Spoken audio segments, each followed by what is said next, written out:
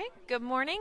We are here live at COP23. If you missed a few interviews this morning, we are interviewing some of our CGIAR research scientists from all over the globe and from all of our different centers. Today, we are here with one of our researchers from International Water Management Institute. Could you kind of introduce yourself and give us a little bit of background about your work? Yeah, this is Giriraj Amarnath from International Water Management Institute based in Colombo, and I look after the program on managing the floods and drought in Asia and Africa. And so there's a lot of meetings going on this week, and just in the last few years, agriculture has really become part of the conversation happening. Why do you think it's important to include agriculture in the discussion relating to climate change? I think within the platform of Conference of Parties of COP23, we see that there is a clear agenda on mitigation adaptation, but the focus on the agriculture has taken up in the last couple of agenda.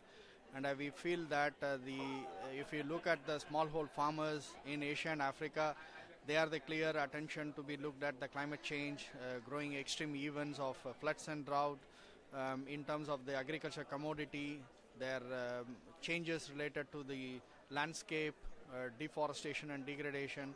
I think agriculture has been marginalized in the agenda, and I think it has taken up a big role in the last couple of forum. And I am very glad that the relevance is giving a clear focus by the member state and the government itself. And so, could you maybe give us some examples of how your work contributes toward a more climate-smart future? Yeah, I think IMI is broadened up the whole aspect of climate-smart agriculture, of promoting and building climate resilience, aspects around agriculture, water management, areas around managing the floods and drought through flood risk assessment, setting up regional flood early warning where the farmers can know well in advance likely areas where it becomes flood or drought. And we provide a lot of capacities around the member states to have use of space technology and remote sensing, in which the governments are well prepared for the kind of areas where the climate is going to change or areas where the variability is going to increase. And we are also looking at smart solutions, including the solar cooperative, where you can promote clean energy, clean water, and the government will have a win-win solutions to reach the energy to the farmers to grow crops, and also ensuring that the farmers will have better livelihood. And also we are looking at engineering solutions, which are soft adaptation measures as well, of storing the flood water and using the flood water during the dry season. So these are some of the smart solutions which are affordable and are acceptable, readily used by the farmers in a way that is acceptable to them, because you promote high-end technologies which are not maintainable, which are very expensive. So IMI is looking at areas around agriculture, water management, and centric to the areas around disaster resilience, climate proofing, and ensuring that governments have buy-in of such programs. We are promoting more evidence-based solutions on that potential of seeing that. Yeah.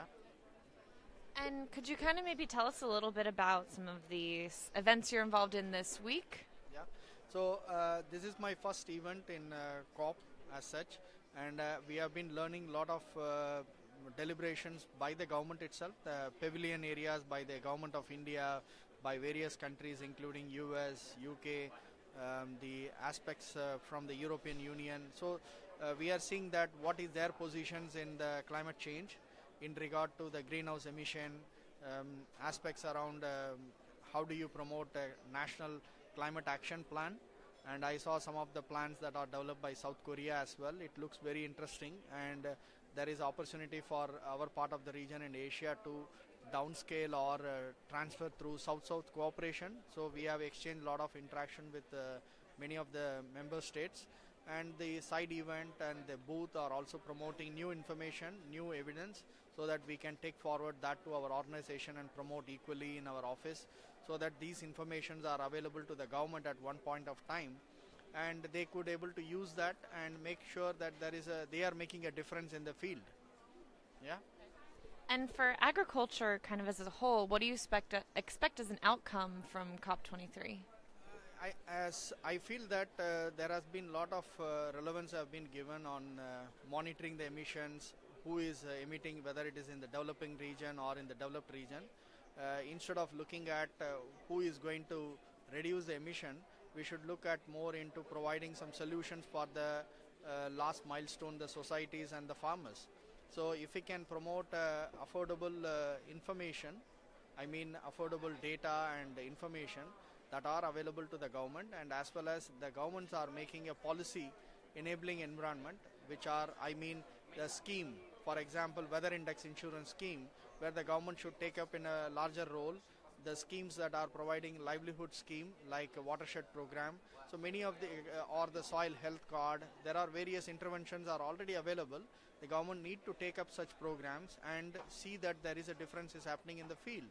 And while we see the difference are happening in the field on producing more crops from less water, we could also produce better food, quality food, and also the outcomes from the COP will also look at the agenda, how they can sharpen the areas around agriculture and water, and which is international water management is looking at to pursue that through various partnership and networking with various organizations to ensure that there is a clear choice given to the agriculture in future. And we are all looking at 9 billion people to feed by 2030 or 2050, so we need to produce more food. And I think the agenda is very clear for us as well. Yeah. All right, well, thank you so much. Thank you for joining us, and thank you everyone else for tuning in and watching our live video.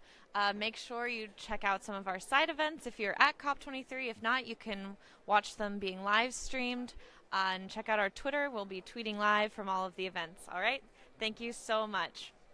Thank you as well. Pleasure meeting you.